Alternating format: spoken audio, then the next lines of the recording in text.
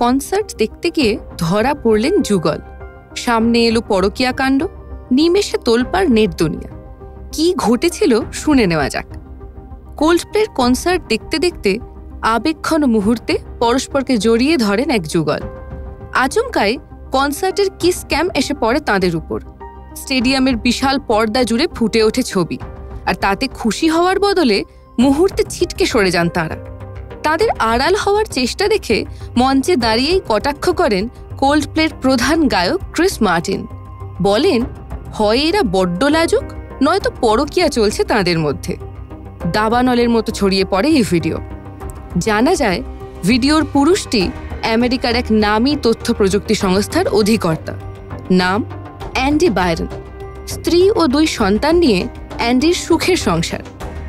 অন্যদিকে তার সঙ্গিনীটি তাঁর সংস্থারই HR হেড ক্রিস্টিন ক্যাবো। 2022 সালে বিবাহ বিচ্ছেদ হয়েছে ক্রিস্টিনের। যে সম্পর্ক এতদিন অতি কষ্টে লুকিয়েছিলেন তাঁরা, তা এক পৃথিবী লোকের সামনে উন্মুক্ত হয়ে পড়ে। অ্যান্ডির স্ত্রী নাকি রাতারাতি তার সোশ্যাল মিডিয়া হ্যান্ডেল থেকে স্বামীর পদবি সরিয়ে দেন। 2 পরিবারই যে ঝড়ের মুখে পড়েছে তা বোঝা যায় ভালো মতোই। আপনিও কি দেখেছেন এই ভাইরাল ভিডিও?